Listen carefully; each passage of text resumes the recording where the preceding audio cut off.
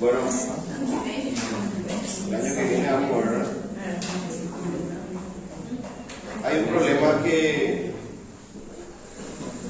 realmente, si vamos a entender bien esto, tiene que venir ya con un ámbito clínico para que sea más fácil la comprensión. Con ustedes por lo menos hay muchos que ya tienen base y ya es más fácil el razonamiento, pero hay otras secciones que me miran como si fuera que estoy dando clases de teoría de la relatividad. Bueno, hasta ahora dimos antibióticos. Recuerden que el objetivo es tratar bacterias. Las bacterias, digamos que forman parte de las infecciones de órganos, pero uno tiene que pensar primariamente, ¿sí? Hay que construir diagnósticos presuntivos en base a la clínica. Esa base es lo que nos falta, ¿sí? La única materia que trae eso consigo es fisiopatología, ¿no? Algo básico, ¿no? El año que viene sí vamos a dar bien cada patología, neumonía, ¿no? Encefalitis, meningitis, y recién en quinto año nos volvemos a encontrar con los fármacos, ¿sí? Eso es lo que noté, que los de quinto se olvidan del fármaco. Entonces cuando le preguntamos cuál sería el tratamiento, tienen que volver a leer, ¿no? Bueno, entonces ya hablamos de penicilinas. Recuerden que las penicilinas fueron los primeros, pero no quiere decir que sean débiles, porque hay los nuevos, los semisintéticos, ¿verdad? Los de amplio espectro, como amoxicilina, ampicilina, y los de última generación, que eran la carbenicilina, la picarcilina y la piperacilina. Ellos son los mejores, ¿verdad?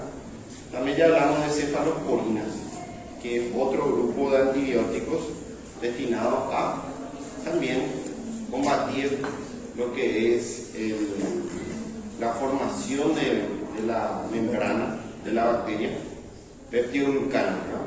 Forma parte de los beta-lactámicos.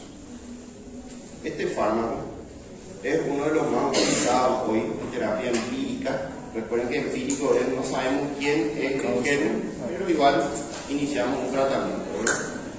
Bueno, este se encarga de inhibir la síntesis proteica, ¿verdad?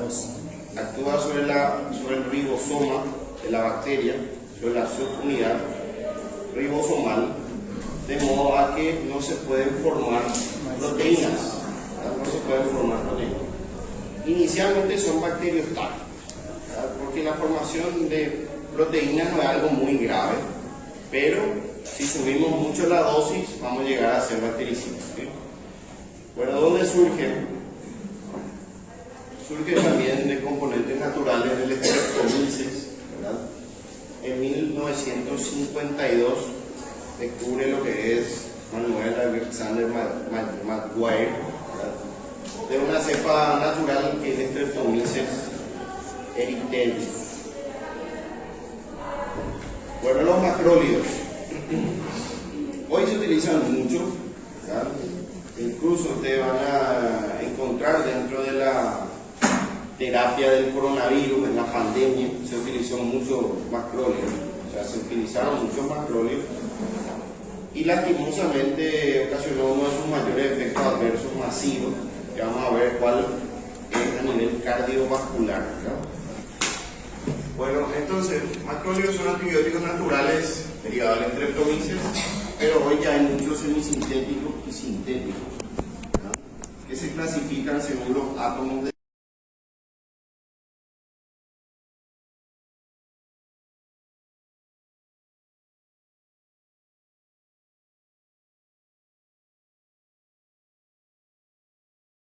cuántos átomos se van a acoplar a ese anillo.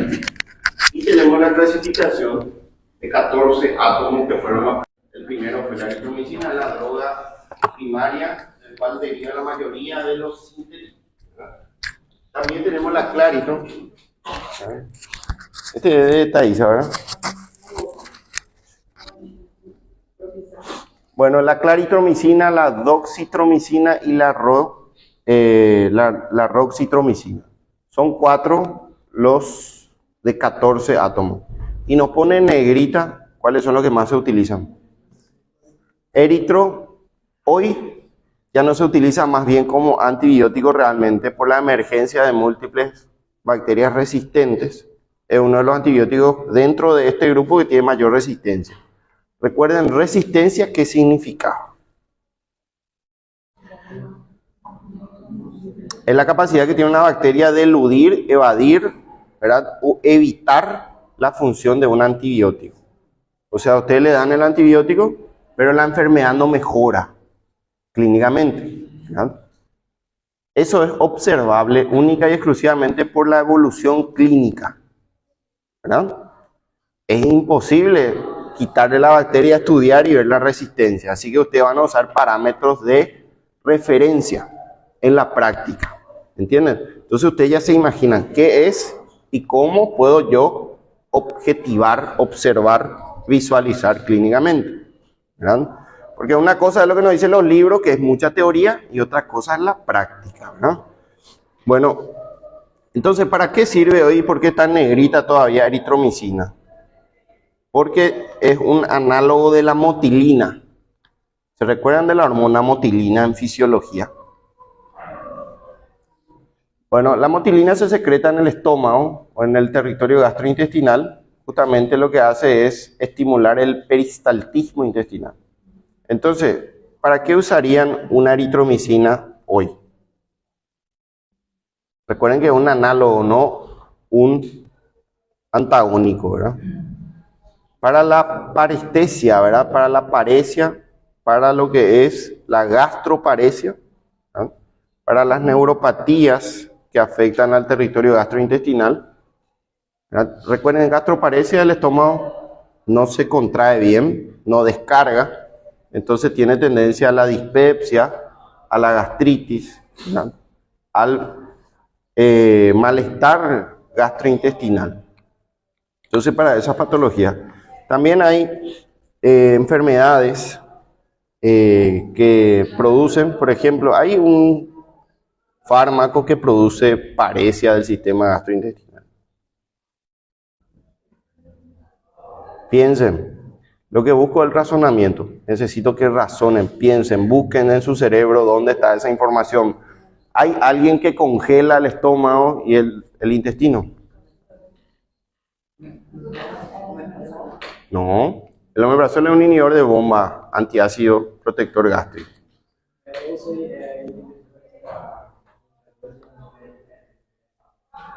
Puede ser, pero ese es muy agresivo. Hay uno que recién dimos, hace poco dimos. Entra en el examen. Opioides. Los opioides producen gastroparesia y producen el lentecimiento del peristaltismo intestinal. ¿Se recuerdan? Que si ustedes le van a dar opioides a un paciente, tienen que darle laxantes para facilitar justamente el acto de fisiológico defecatorio, ¿verdad? O si no, se va a estreñir, ¿verdad? Y nos habíamos preguntado, ¿y qué pasa si se estreñe? ¿Verdad? ¿Es algún problema? Sí, ¿verdad? Hay mayor tendencia a producir divertículos, a producir complicaciones distales intestinales como lo que es hemorroides, fisuras, hemorragias digestivas bajas. O sea, eso es complicado. Entonces yo prevengo eso. Después de cirugías, que pacientes que cursaron que utilizaron fentanilo, por ejemplo, van a pasar por un periodo de gastroparesia o de enlentecimiento gastrointestinal y podríamos administrar eritromicina para recuperar la motilidad intestinal, ¿verdad? Bueno, también hay un síndrome raro, que no sé si habrán escuchado, que se llama síndrome de Ogilvy, o Ogilvy, ¿verdad? Que se ve mucho en los pacientes internados crónicos que están acostados en decúbito dorsal, ¿verdad? Entonces suelen sufrir paresia y estos fármacos ayudan, exclusivamente, ayuda a devolver la motilidad intestinal, ¿verdad? Es muy importante ese conocimiento. Bueno, la claritromicina es uno de los más antiguos y tiene un espectro muy particular que vamos a ver para qué se utiliza. ¿verdad? ¿Para qué se utiliza hoy la claritromicina? Los de 15 átomos de carbono, ¿vos te recordás, Wedgwood, para qué se utiliza la claritromicina? Enseguida vamos a ver, entonces, ¿alguien sabe? Muy bien, ahí el compañero sabe, ¿verdad? Para el Helicobacter pylori, ¿verdad? ¿Cómo?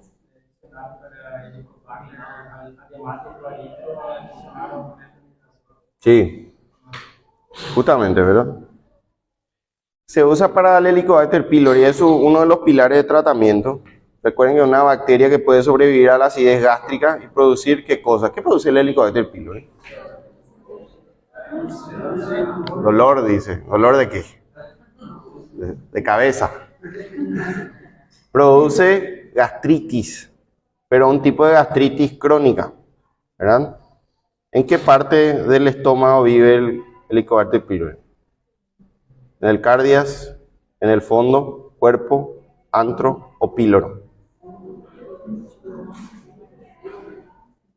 En el antro. Es responsable de la gastritis antral crónica, ¿verdad? Que normalmente si ustedes encuentran una úlcera en el antro ya dicen este probablemente sea Helicobacter pylori y se toma biopsia, ¿verdad? Es peligroso. ¿Por qué? Aparte de que puede perforar el estómago, producir una peritonitis aguda, recluta mucho infiltrado inflamatorio crónico, un patrón linfoide, ¿verdad? Y puede cambiar a un linfoma que se llama tipo MAL, ¿verdad? No sé si dieron ya, ¿verdad? Que se llama linfoma asociado a tejido de mucosas. Entonces puede convertirse en un cáncer, ¿verdad? Así que tener Helicobacter pylori no es nada benigno. Así que es importante que sepan bien el tratamiento, ¿verdad? Tratamiento. Bueno, creo que les conté el caso de la chica de 15 años, ¿verdad? Normal, un aspecto sano, ¿verdad? Pero al mirar le llamaba mucho la atención su piel era similar al papel blanco, ¿verdad? Era blanca, estaba pálida, tenía una hemoglobina de 4, poco bajo, y su motivo fue una hemorragia digestiva alta masiva. ¿Cuál fue la causa? Helicobacter pylori, ¿verdad? Recuerden que se contagia por alimentos, por contacto. O sea, si alguien en la familia tiene Helicobacter pylori, cuidado porque se le pudo haber contagiado, ¿verdad? Bueno, vamos a lo de 15 átomos de carbono. Dentro de este grupo es uno de los más famosos, es la acitromicina. Seguramente ya consumieron ya. Se da mucho porque es cómodo, es solamente una vez por día y su cobertura es bastante amplia, funciona para varios gérmenes, así que los pediatras, los clínicos dan mucho. Es difícil olvidarse porque es solamente una vez por día, ¿verdad?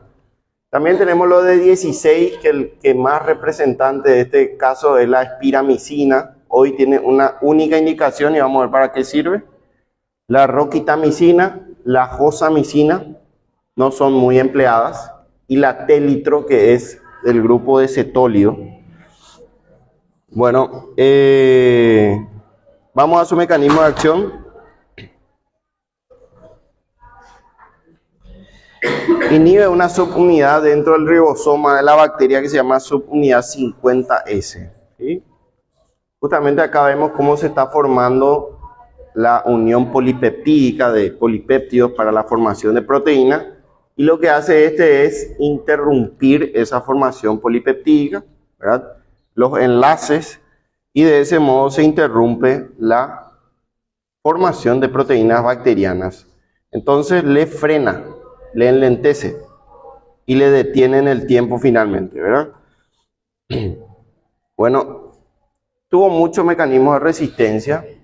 O sea que, recuerden, siempre pueden tener resistencia con cualquier antibiótico. Y no solamente antibióticos, sino también antivirales, ¿verdad?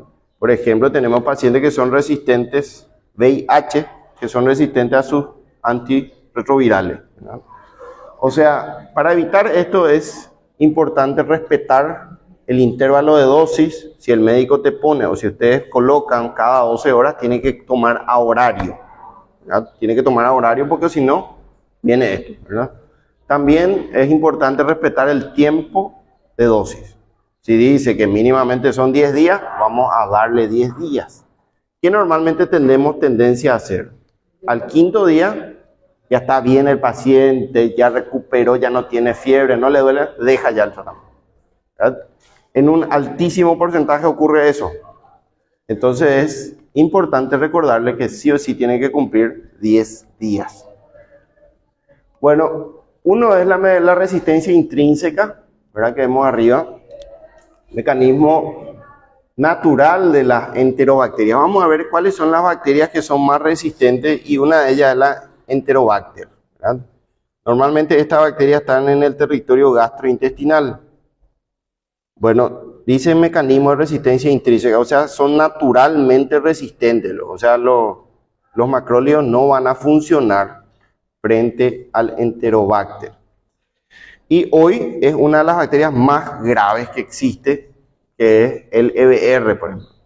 El Enterococo Enterobacter vancomicino resistente, ¿verdad?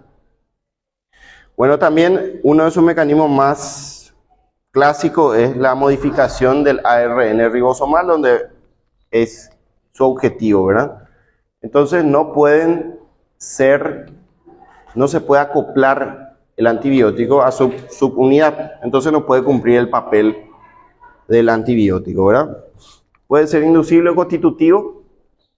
También hay modificaciones enzimáticas, ¿verdad? Se ha planteado nuevamente las enterobacterias, ¿verdad? Producen esterasa específica, por el cual produce hidrólisis y de ese modo pueden romper al antibiótico. Creo que la ventana está abierta acá, ¿verdad? Sí.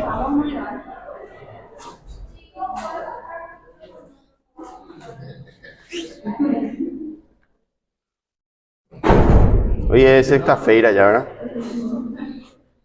Y también hay, como los otros antibióticos, tenemos las bombas de expulsión, ¿verdad? Ingresa el fármaco y le vuelve a expulsar hacia afuera. Entonces no pueden cumplir nuevamente el papel.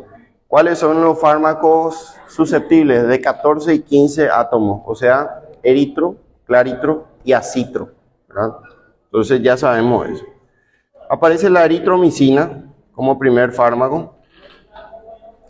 Hoy, múltiple resistencia a la eritromicina ya no se comercializa prácticamente como antibiótico propiamente dicho.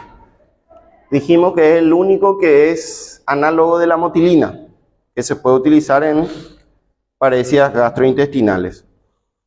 Bueno, dijimos, pueden leer y buscar lo que es el Ogilvy, ¿verdad? También tratamientos por opioides, funciona esto. Y también las enfermedades inflamatorias. Ustedes saben que si se inflama el intestino, se detiene la motilidad. Por ejemplo, en la pancreatitis, ¿ah? Uno de sus principales problemas es que produce paresia.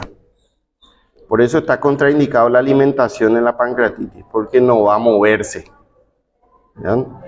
Entonces estos fármacos podrían ayudar al movimiento. Bueno, la eritromicina base se inactiva por el jugo gástrico, o sea, no es muy conveniente darlo por vía oral. Pasa poco líquido cefalorraquídeo, esto debido a la barrera hematoencefálica, o sea, no puede ser tratado ninguna enfermedad neurológica o neuroencefálica por este fármaco. Bueno, pasa la barrera placentaria en un 2%, muy poco, pero sí la leche materna, ¿verdad? En un 50%, o sea, van a encontrar lo que son productos de macróleo en la leche, ¿verdad? No se recomienda lactancia con este fármaco. Bueno, ¿cuál es su espectro? Y van a ver que en este caso van a encontrar bacterias muy raras, que la mayoría son atípicas, por eso son raras, ¿verdad? Bueno, el efecto bactericida, dijimos que si subimos la dosis vamos a encontrar un efecto bactericida, normalmente son bacteriostáticos, cubre coco y bacilos gram positivos y algunos gram negativos. Y acá tenemos que cubre espiroquetas también, ¿verdad? Y clamidias. Bueno, hoy es una indicación base del Streptococcus pyogenes, es una alternativa a la penicilina. Podemos dar macrólidos, principalmente los de 15 átomos de carbono. Cubre también Streptococcus pneumoniae, pero no es la primera opción. ¿Saben quién era la primera opción? Ya dimos ya. Muy bien, la cefalosporina, ¿de qué generación? De tercera.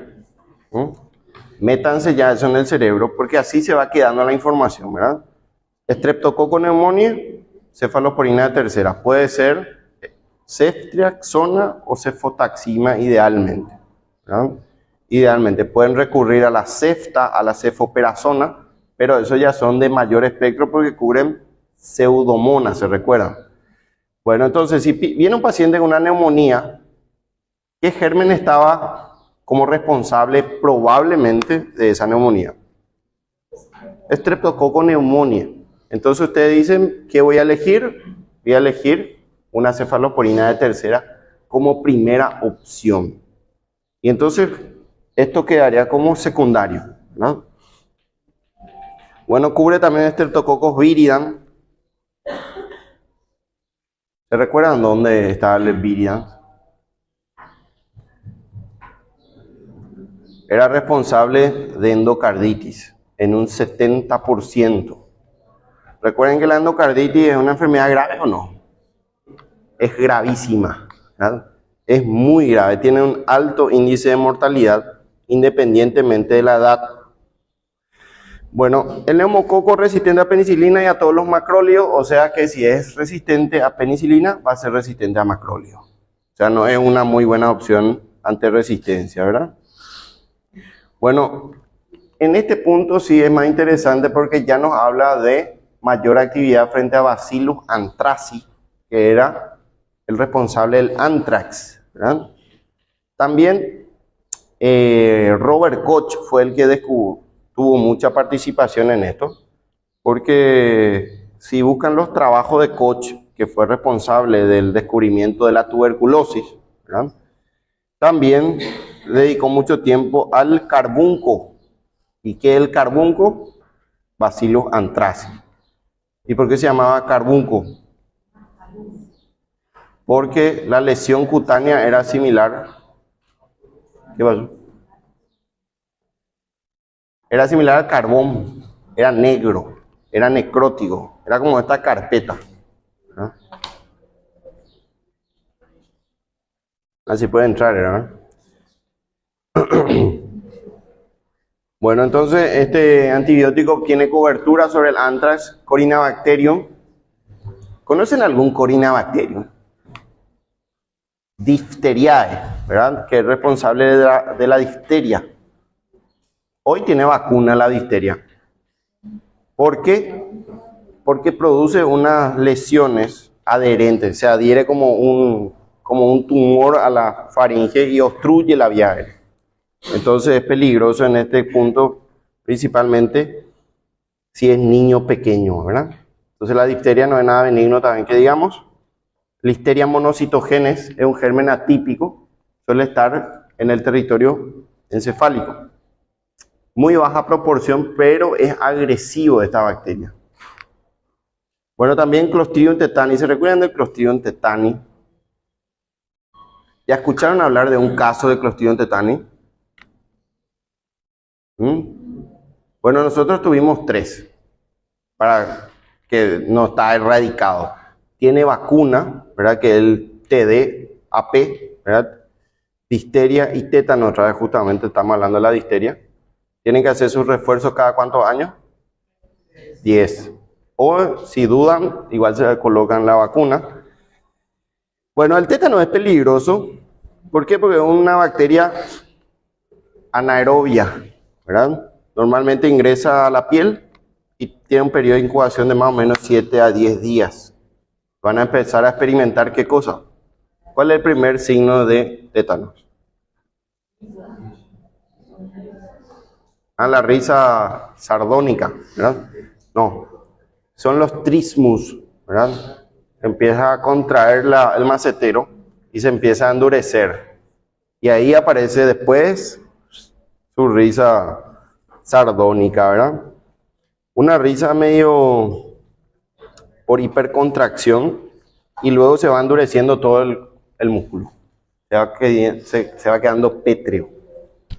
A tal punto que se congela también la respiración, los músculos respiratorios. Y el paciente fallece por problemas de respiración. Entonces, el tétano no es nada benigno, ¿verdad?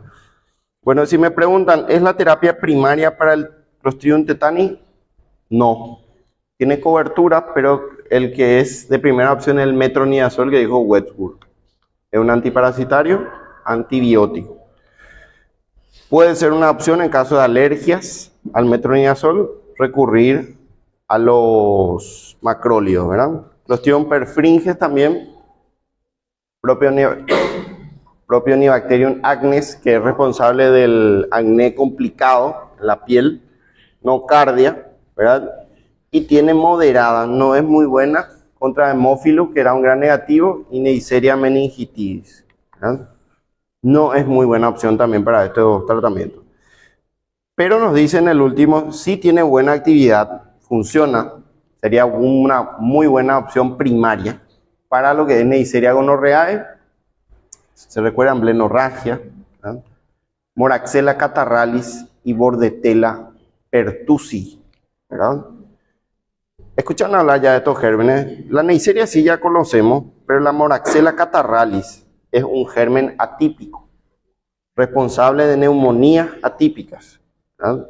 Entonces, si viene hoy un paciente con clínica de neumonía, ¿cuál sería la clínica de una neumonía?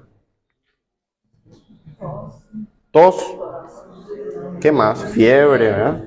Temperatura mayor a 38 grados, dificultad respiratoria, expectoración, verdosa, amarillenta, mucopurulenta, dolor pleurítico. Entonces ustedes dicen, bueno, probablemente señor tiene neumonía y tienen que iniciar cobertura para típicos. ¿Cuál era el germen típico? Estrepto, ¿verdad? Estrepto y los atípicos. Y ahí está Moraxella catarrhalis, ¿verdad? Entonces iniciamos cefalosporina tercera, le vamos a disparar ¿a quién? Al estrepto y a los atípicos con estos, ¿verdad? Con esto. Se hace junto. Se hace una terapia inicial dual, siempre, cubriendo empíricamente típicos y atípicos, ¿no? Por supuesto, hay patrones de referencia imagenológica, pero eso vamos a ver mejor el año que viene. No le quiero todavía meter mucha información, porque va a explotar el cerebro, ¿no? Bueno, Legionella. La Legionella es un germen más comúnmente llamado del legionario, ¿verdad? Realmente ocurre cuando migran de un país o de una región a otra. Es un germen agresivo y un germen atípico, ¿verdad? Bueno, Bordetella pertussi. ¿Escucharon ya el Bordetella pertussi? Muy bien, el coqueluche, ¿verdad? O también llamado tos quintosa. En los niños es peligroso porque produce una tos en forma explosiva, ¿verdad? Es tanta la tos que produce trastornos respiratorios. Viene en quintas, dice que son golpes de 5 tos, o sea, de procesos tusivos consecutivos. Entonces es responsable de nuestra Bordetella pertussi. En el adulto no produce mayor daño, pero el problema es el niño, ¿verdad? Bueno, Haemophilus ducreyi. ¿Qué produce la Haemophilus ducreyi? Produce chancroide. ¿Se recuerdan? El chancro blando. O sea, ¿podríamos decir que la Haemophilus ducreyi es una enfermedad de transmisión sexual? Sí, ¿verdad? Sí, produce un chancro blando, doloroso, totalmente contrario al chancro duro. ¿Quién era que producía el chancro duro? Sífilis, ¿verdad? Bueno, Campylobacter jejuni es una bacteria gram negativa, generalmente responsable de trastornos gastrointestinales, diarrea, dispepsia, gastritis, ¿verdad? Generalmente se contagia por comidas contaminadas, por alimentos contaminados, ¿verdad? Suele haber una epidemia en un corto rango de acción, o sea, la familia, fiestas, ¿verdad?, que se producen. Pero, ¿por qué el Campylobacter jejuni tiene un recuadro especial si es una gastroenteritis normal? ¿Por qué le tenemos miedo al Campylobacter jejuni?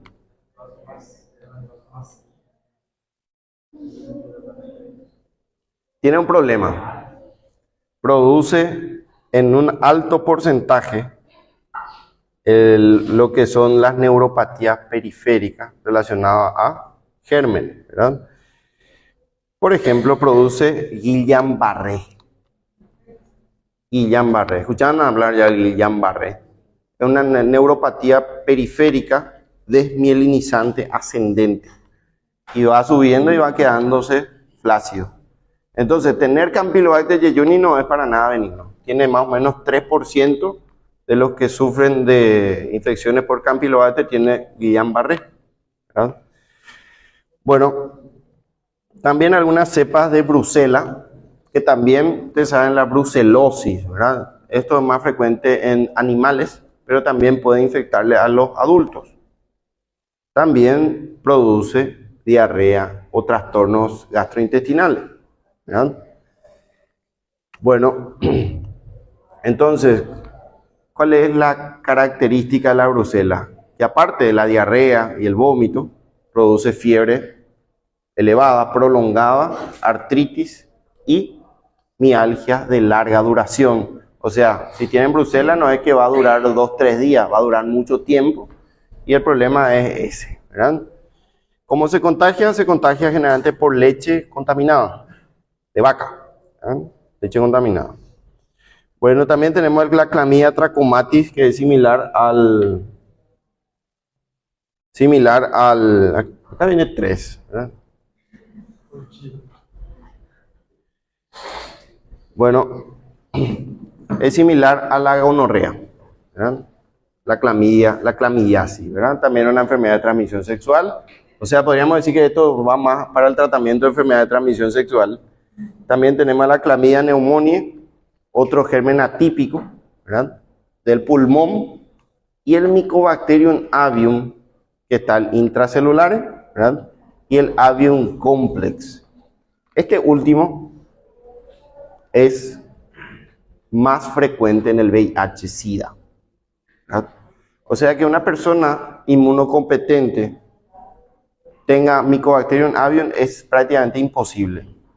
¿Podríamos decir entonces que es una enfermedad oportunista? Sí. Hoy constituye la terapia primaria para el Mycobacterium avium los macrólidos, específicamente lo de 15 átomos, que es la acitromicina, ¿verdad? Bueno, entonces, resumiendo, ¿cuáles serían los gérmenes atípicos? Del pulmón, por ejemplo, ¿verdad? Moraxella, catarralis, clamidia pneumoniae, ¿verdad? ¿Qué más? Acá tenemos clamidia pneumoniae, podría entrar también la clamidia psittacis, que es otra clamidia, también atípica, y cubre nuestro macróleo. Bueno, tenemos efectos adversos, ¿sí? Trastornos gastrointestinales como cualquier otro fármaco, la mayoría producen trastornos gastrointestinales, náuseas, vómitos, dispepsia, diarrea. Fenómenos alérgicos es uno de los fármacos que también presentan muchas alergias. Esto es lo más importante que quiero que entiendan y sepan y se le quede registrado en su cerebro, ¿verdad? Produce trastornos cardíacos.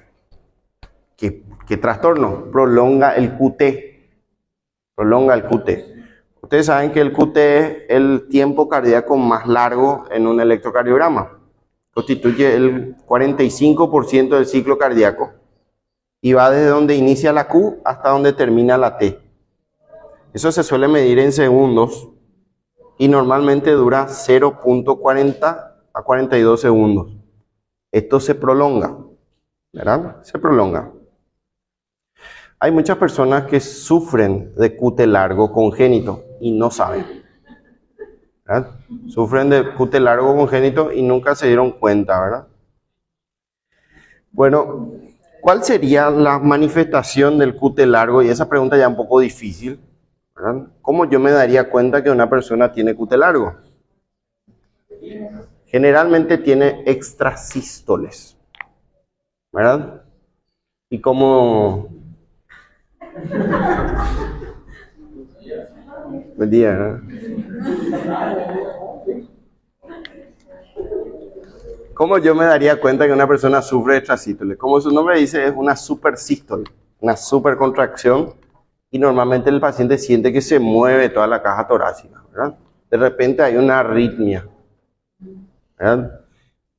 Justamente eso les digo porque una alumna en una de las prácticas me dice, doctor, yo suelo sentir de vez en cuando que se mueve la caja torácica, ¿verdad? Medio raro de tu comentario, vamos a hacerte un electro, ya que estamos en la práctica de electro. Le hicimos el electro y encontramos que el 0,42 es el tiempo normal y ella tenía 0,56. Muy largo. Quiere decir que si en algún momento ella consume este fármaco, va a prolongar más. ¿Y cuál sería el riesgo? Produce arritmias ventriculares. Y ustedes saben que las arritmias ventriculares son malignas. Terminan en paro cardíaco. O sea, esto no es un juego, ¿verdad? Puede terminar en fibrilación ventricular y taquicardia ventricular, ¿no? O sea, podríamos considerar que un paro cardíaco empieza en una extrasístole, sí, es una de las formas. Por eso las extrasístoles no son nada benignas, hay que tener cuidado. Entonces, estos fármacos prolongan el QT, y se recuerdan en la pandemia del COVID-19, 2019, 2020 fue, ¿verdad? Dijeron que una terapia para el COVID era la citromicina, principalmente en los Estados Unidos. Hubo una locura, ¿verdad? Empezaron a consumir acitromicina como una superdosis y muchos fallecieron por QT largo, ¿verdad? Por paro cardíaco. Paraban y no se sabía por qué, ¿verdad? Pero era por el consumo indiscriminado de acitromicina. Así que cuidado con esta taquicardia en pacientes con antecedentes cardíacos. Cuidado, hay que averiguar, ¿verdad? Bueno, alteraciones funcionales hepáticas también, pero esto en dosis prolongada. Leucocitosis con eosinofilia y rara vez fiebre, principalmente en adultos. No es muy significativo, no es muy llamativo esto. Y también un daño auditivo transitorio con dosis alta. Esto sí es importante. Si superamos la dosis, podríamos tener ototoxicidad.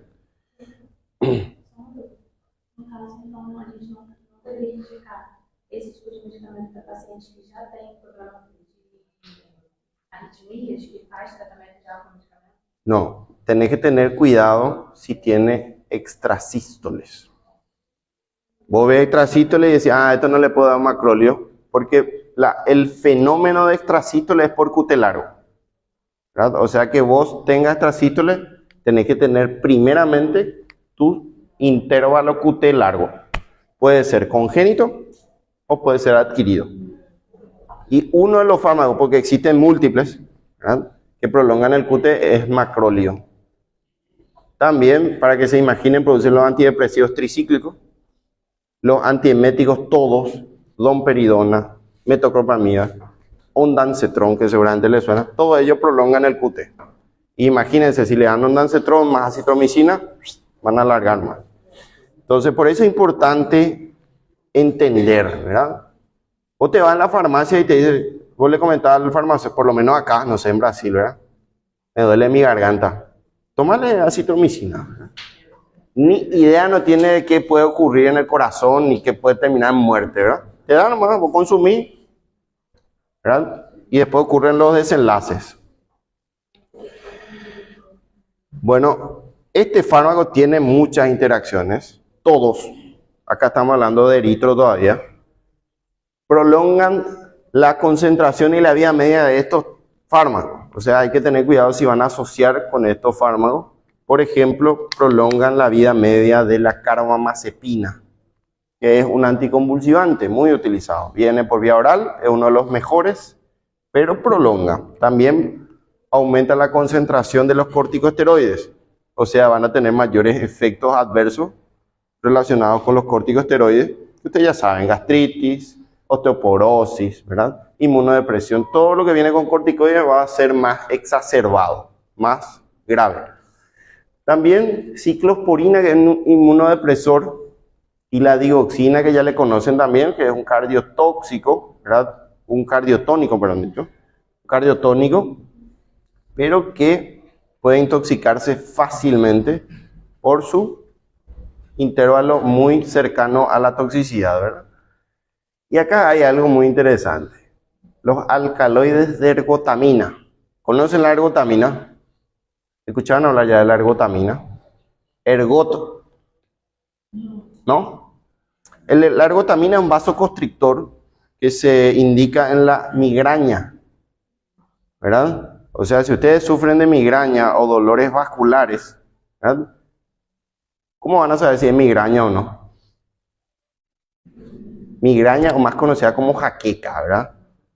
No es lo mismo, pero muchos le dicen jaqueca a la migraña. Normalmente duele la cabeza de una manera intensa, pero la mitad nomás. La mitad, el hemicráneo. El otro no duele. Entonces, duele un solo lado y es pulsátil. Parece que está latiendo en la cabeza, ¿verdad? Entonces, si reúne esas características, es migraña, ¿verdad? Y el mecanismo es por vasodilatación. Normalmente tiene aura. ¿Qué significa aura? Te avisa que vas a tener. Empieza a tener visión borrosa, destellos, empieza a escuchar tinnitus, sonidos, y ya te dice, mira que vas a tener tu migraña en segundos, ¿verdad? Y es el momento de consumir ergotamina. Pero deriva de un alcaloide, de un hongo, ¿verdad? Que es un vasoconstrictor potente. En grupos poblacionales, normalmente en las épocas más antiguas, al trigo le invadía este hongo y se llenaba de alcaloides de ergotamina y de todas formas consumían lo que cultivaban y sufrían vasoconstricción tan intensa que necrosaban los dedos, se caían los dedos, ¿verdad? Que es el ergotismo, ¿verdad? Si quieren pueden buscar las imágenes, pues son un poco traumáticas, ¿verdad? Pero para que vean lo que es capaz de hacer la ergotamina. Bueno, después tenemos teofilina, que ya hablamos de la teofilina hace poco, que era una metilsantina, es un broncodilatador no muy exitoso que digamos. Diazolam también es derivado de lo que es nuestros benzodiazepinas, ¿verdad? Y el valproato, que es similar a la carbamazepina, es un anticonvulsivante, el ácido valproico, ¿verdad? Y la warfarina, este es uno de los más preocupantes porque también todos elevan su concentración, su vida media, prolongan, hace que la concentración sea más alta y duradera. La warfarina es un anticoagulante, ¿verdad? Y es un anticoagulante primario de primera generación que puede llegar a producir sangrado, ¿verdad? Si asocian con estos fármacos. Recuerden que actúa sobre los factores K dependientes. Los factores K, ¿cuáles eran los factores K? Muy bien, 2, 7, 9, 10. ¿Verdad? Siempre hago esa pregunta para que se refresquen, ¿verdad? En el quinto suelo preguntar y nadie lo sabe, ¿verdad? Así que cuando lleguen en el quinto hay que refrescar otra vez la memoria. Bueno, contraindicaciones. Enfermedad hepática grave en insuficiencia hepática no está recomendado. ¿Cómo van a saber que tiene un paciente de insuficiencia hepática?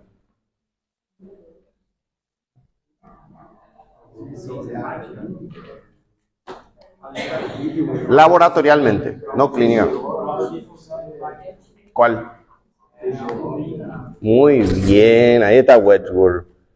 La GOT y GPT no es función, ¿verdad? O sea, vamos a dosar albúmina y justamente el TP, que es tiempo de protrombina, que mide los factores 2, 7, 9, 10 y te dice, ¿está produciendo o no? Si está bajo, el hígado está disfuncionante. No hay otra justificación.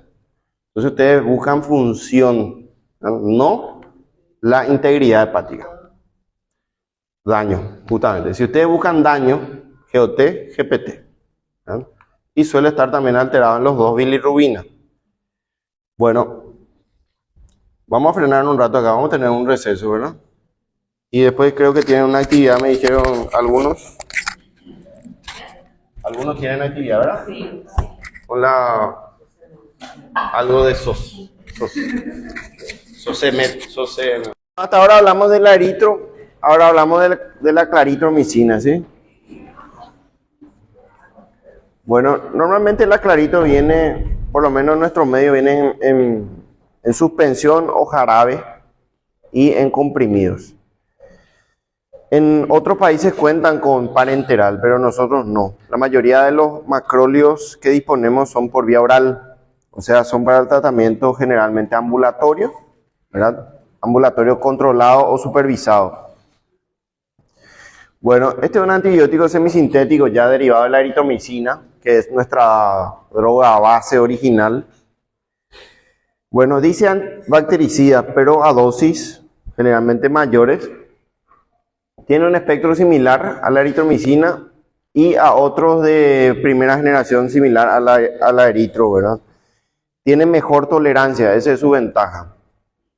No produce tantas náuseas, dispepsias, ¿verdad? Gastritis relacionado con el consumo.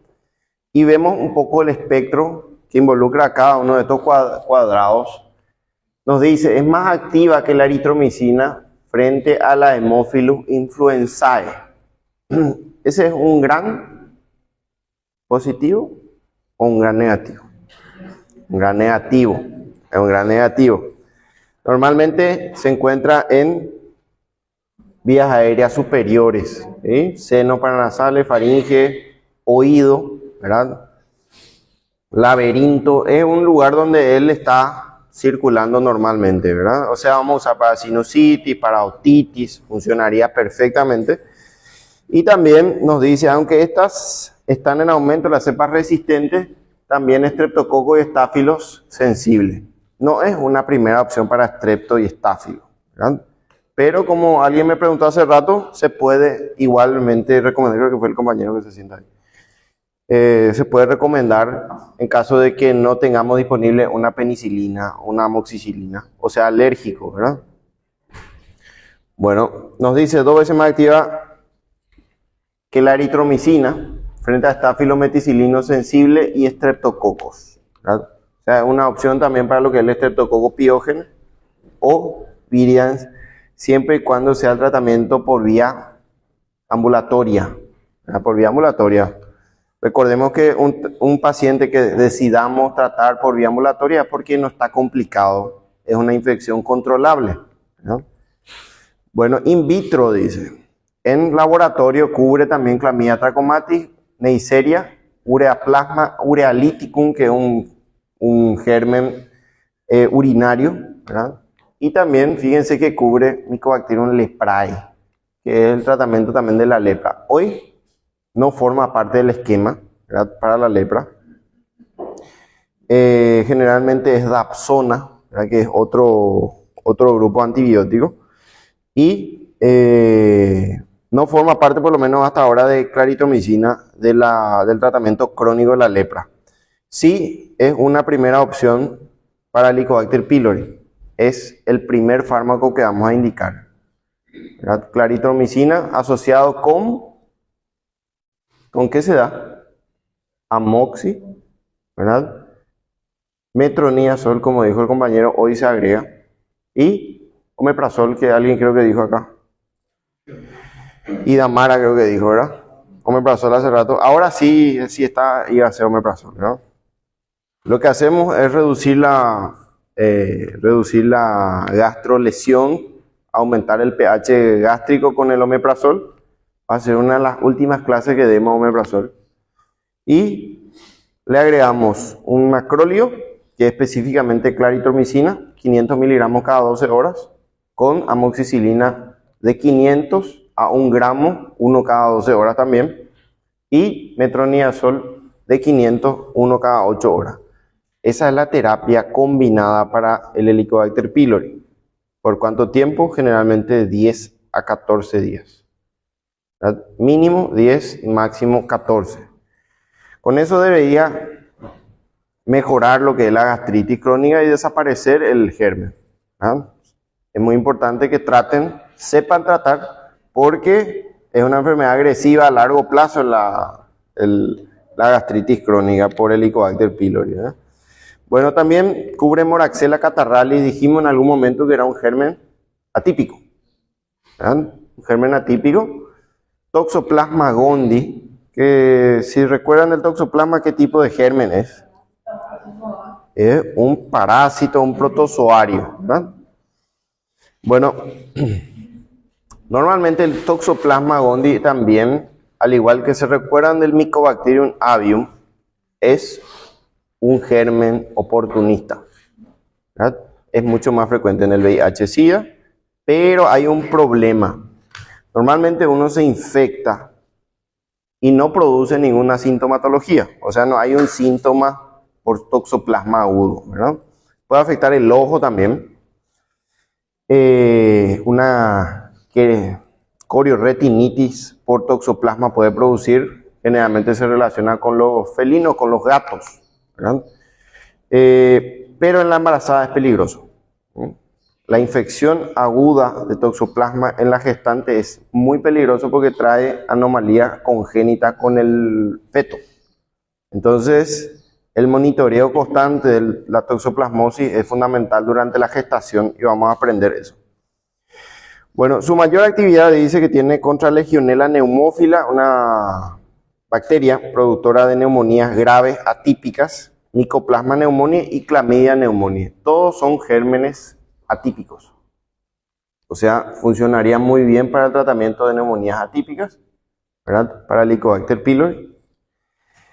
Y también nos dice, dentro de todos los macrólidos, es el más activo frente al Mycobacterium tuberculosis, ¿verdad? O sea, tiene mayor actividad, tiene mayor efecto, pero no constituye el tratamiento para la tuberculosis.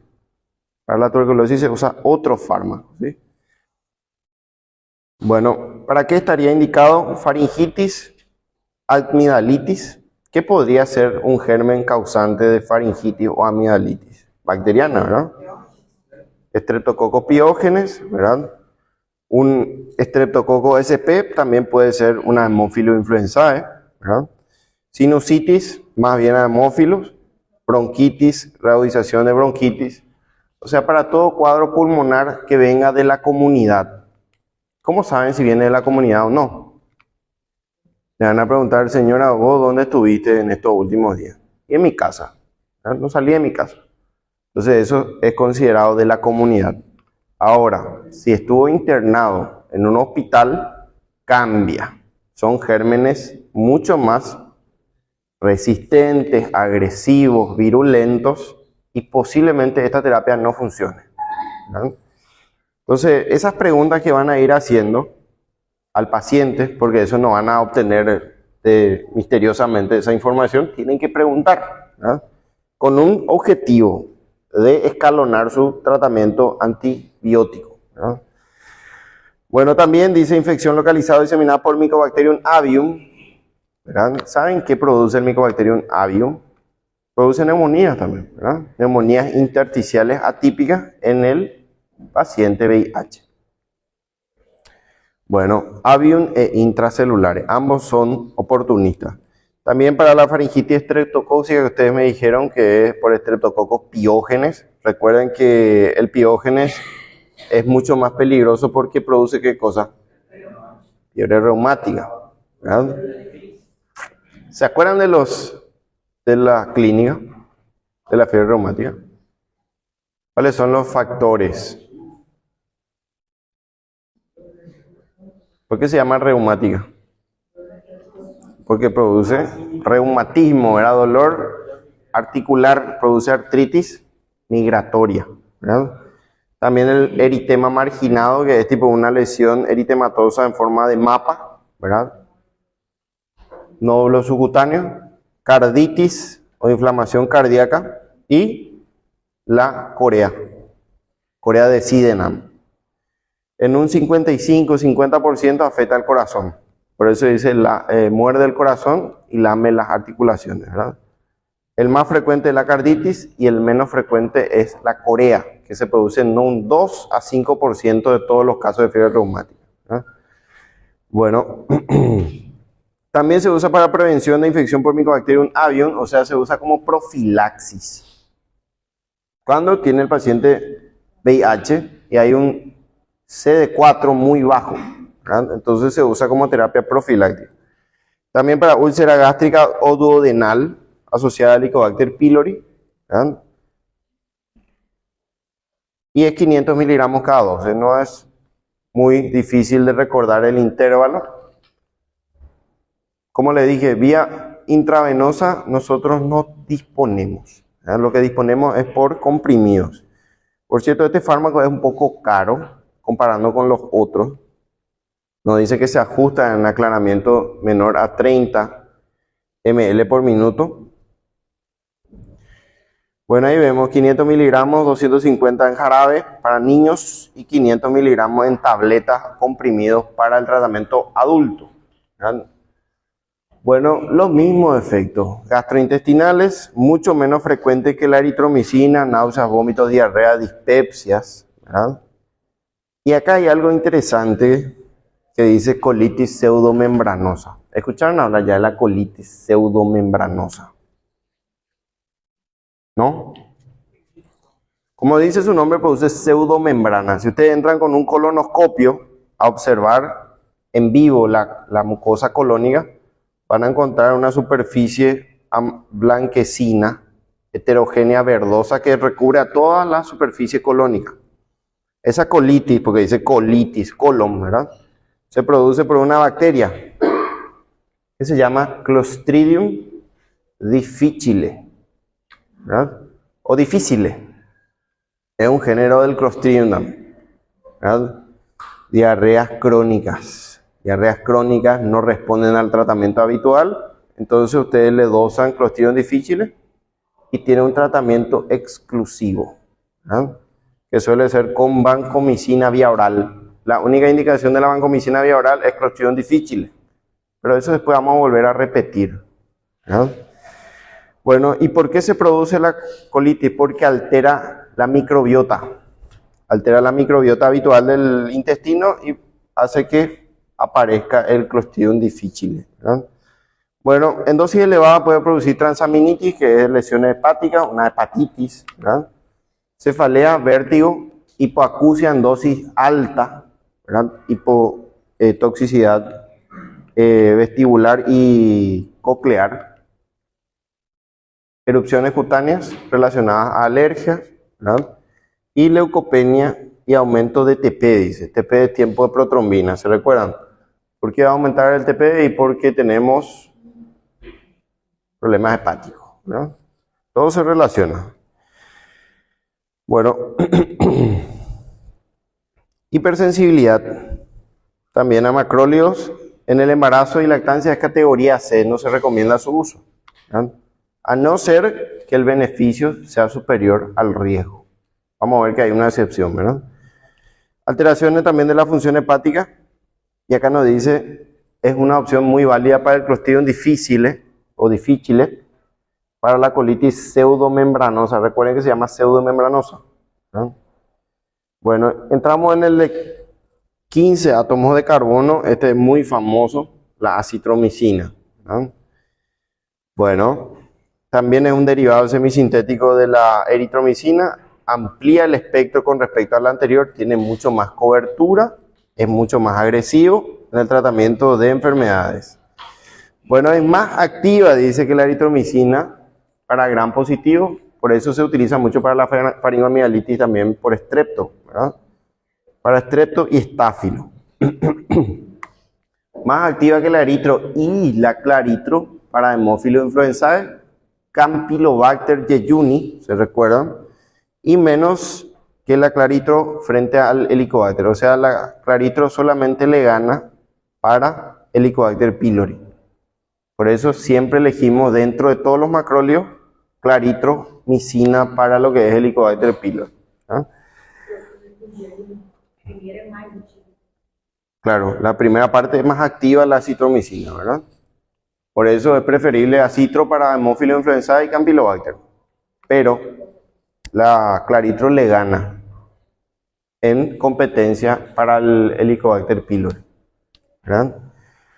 Recuerden, para síntomas de Helicobacter pylori suele ser gastritis crónica, dolor en epigastrio. Generalmente el paciente amanece con acidez y dolor abdominal. Mejora con los alimentos, principalmente si son de pH alto como lácteos, ¿verdad? Entonces ustedes van a empezar a sospechar. ¿Existe algún método serológico para diagnóstico de Helicobacter pylori? IgM, IgG, ¿verdad? Tenemos disponible IgA también. IgA para Helicobacter pylori positivo quiere decir que ustedes ya tuvieron contacto con el Helicobacter pylori y probablemente tengan gastritis por Helicobacter pylori. Entonces, ¿qué sería lo recomendable? Indicar una biopsia, una endoscopía digestiva alta para que vea el endoscopista y tomar una biopsia. ¿Dónde le recomendarían que biopsie? En el antro, ¿verdad? En el antro. Porque ahí está viviendo nuestro colega Helicobacter pylori, ¿verdad?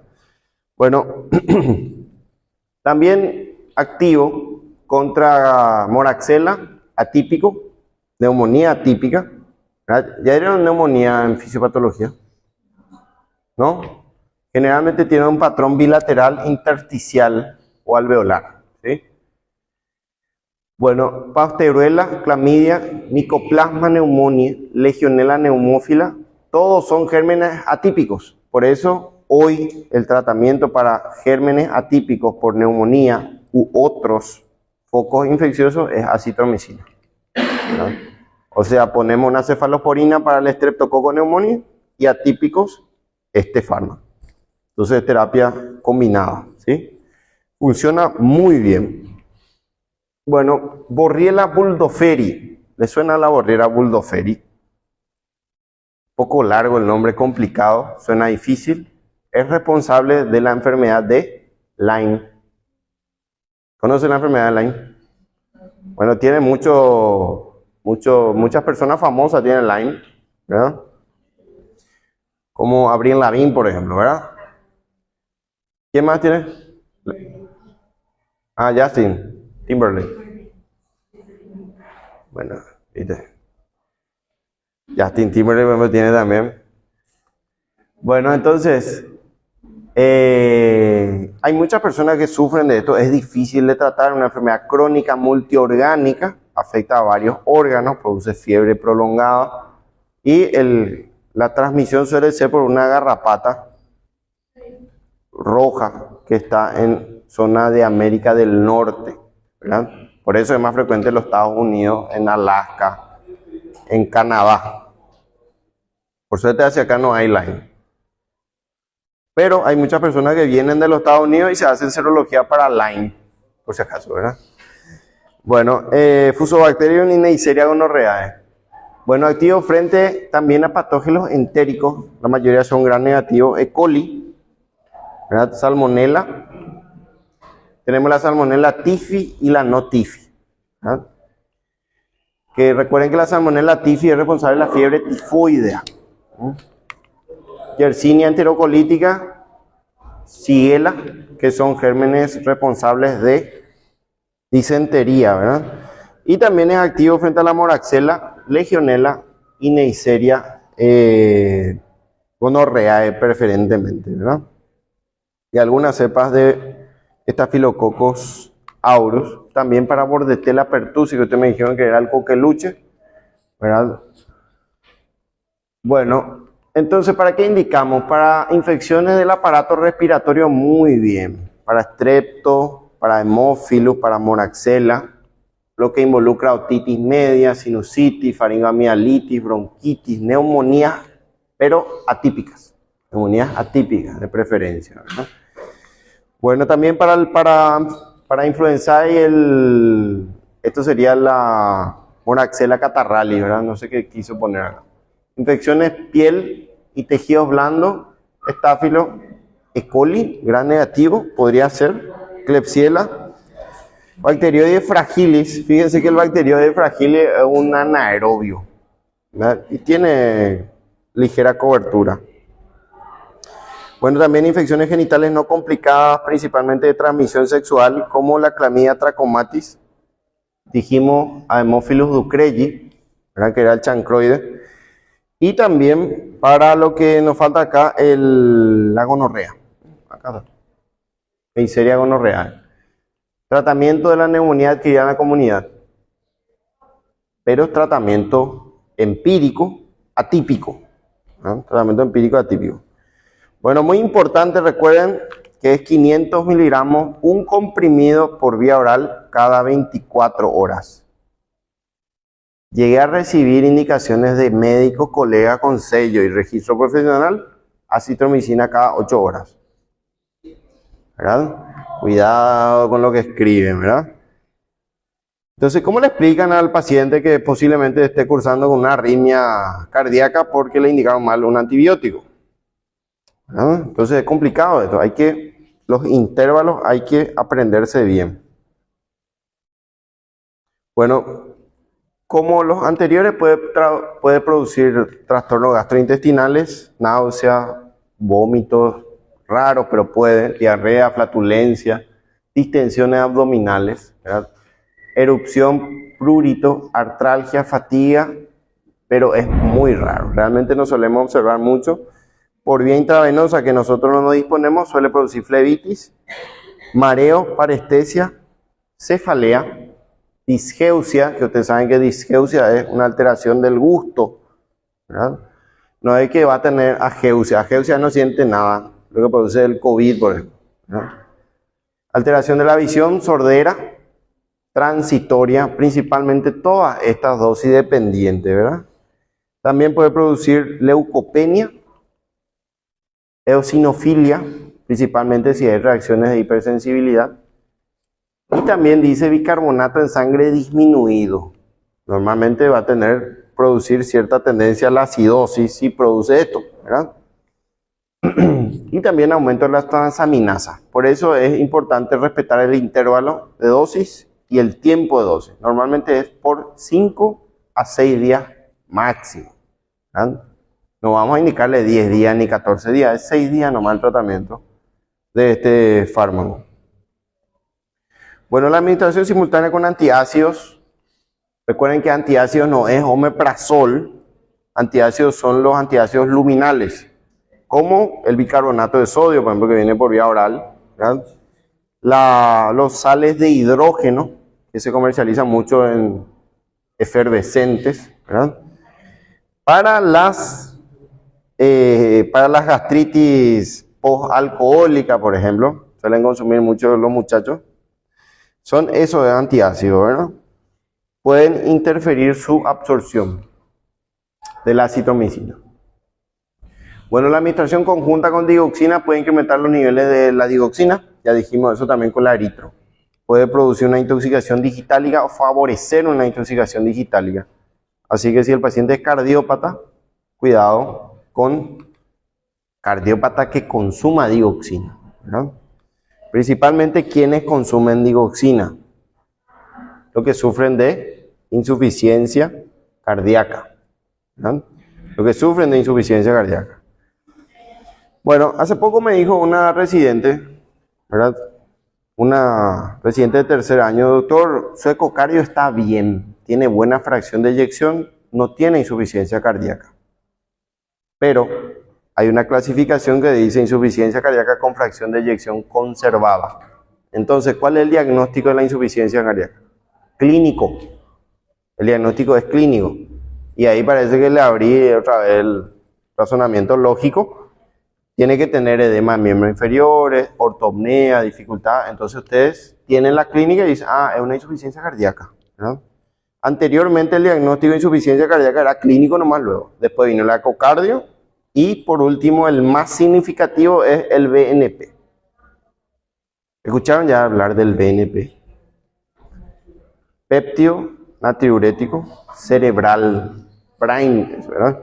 Pero en realidad es auricular. Si viene ese positivo, es insuficiencia cardíaca y no hay nada que decir, ¿verdad? Bueno, entonces en esos pacientes hay que tener cuidado. No se recomienda su uso simultáneo con ergot. Recuerden ergot, por acá había una compañera que me dijo que tenía migraña. Hoy es difícil, ¿verdad? Una intoxicación por ergot. Porque el tratamiento generalmente es en periodos de crisis aguda nada más, ¿verdad? Pero puede producir ergotismo. Recuerden que el ergotismo es una complicación de estos fármacos vasoconstrictores, ¿verdad? Bueno, Se recomienda monitorización de las pruebas de coagulación, CRASIS, TP principalmente. Tiempo de protrombina, porque podría tener implicancia con los anticoagulantes antiguos o de primera generación, que es warfarina y acenocumarol, ¿no? Bueno, pacientes alérgicos a macrólidos, cuidado. Generalmente son alérgicos a todos los que tienen este anillo pentacíclico. Y también cuidado en enfermedades hepáticas significativas, ¿verdad? Bueno, en embarazadas y lactantes sigue siendo categoría C, ¿verdad? Categoría C. Ahora, la espiramicina, que ahí vemos la droga, fíjense que es de Adventis, Sanofi, el laboratorio francés que hace esta droga. Bueno, macrólido cuya estructura tiene 16 átomos de carbono, no como la citro que tiene 15. Bacteriostático, inhibe la síntesis proteica, ya sabemos. Posee actividad bactericida en concentraciones elevadas. Todos tienen eso en común. Bueno, acá nos dice actividad antibacteriana sensiblemente inferior a la eritromicina. Entonces, ¿para qué vamos a usarlo? Tiene una indicación exclusiva, Toxoplasma gondii, ¿verdad? Hoy forma parte del esquema de tratamiento de la toxoplasmosis aguda. No está aprobado por la FDA, pero sí solamente para el tratamiento de la toxoplasmosis, principalmente en la gestante. Y nos dice, se usa para profilaxis. Entiéndase profilaxis, la mamá se infectó, pero no queremos que le transmita al feto. Esa es profilaxis. No queremos que la mamá tenga, ¿verdad? Vertical, cuando la toxoplasmosis, la madre adquiere la infección aguda en el curso del embarazo. Bueno, normalmente uno se embaraza, o sea, lo ideal sería que se programe el embarazo, ¿verdad? Se va la pareja y dice, bueno, queremos tener un hijo. Entonces, el que asiste eso, que es un ginecólogo generalmente, le dice que tienen que empezar a tomar suplementos, ácido fólico, complejos vitamínicos para preparar todo lo necesario para el feto. Eso sería lo ideal, ¿verdad? Y luego se produce la fecundación y la concepción, ¿verdad? En ese proceso ya le pide un screening laboratorial de todo, TORCH, ¿verdad? Le pide toxoplasma, le pide sífilis, VIH, todos los niveles de vitamina para ver qué podemos optimizar. Y en uno de esos le pide toxoplasmosis. Si la toxoplasmosis viene IgG positivo, nos quedamos tranquilos ya, no hay problema. Esa madre ya tuvo toxoplasmosis y el riesgo de que desarrolle alguna enfermedad de malformación genética es muy baja, ¿verdad? O malformación orgánica, ¿verdad? Ahora, si viene IgG negativo, estamos en problemas. Hay que monitorizar cada 2 meses generalmente la toxoplasmosis, que por cierto es carísimo el estudio, acá en Paraguay cuesta 350.000 por estudio. Entonces van a ir monitorizando y van a ir buscando IgM. Si por algún motivo viene IgM positivo, se activa este protocolo de ataque, ¿verdad? Porque la mamá se infectó de manera aguda, ¿entienden?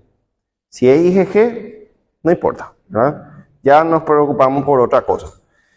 Entonces, la dosis oral, ¿verdad? Dice 1 a 2 gramos para adultos y adolescentes.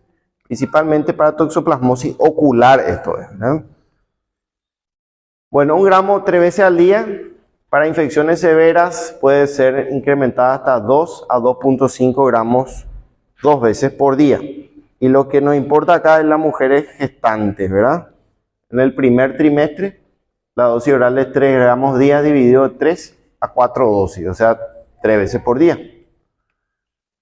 Segundo o tercer trimestre, la dosis oral baja de 25 a 50 miligramos. El periodo de mayor complicación es el primer trimestre, donde se forma la mayoría de los órganos. Se forma el corazón, se empieza a formar las estructuras cerebrales, encefálicas. Entonces ahí está el problema, ¿verdad? Bueno, en el segundo trimestre ya podemos agregar pirimetamina, que hasta hoy en día se sigue utilizando para la toxoplasmosis en el adulto, ¿verdad?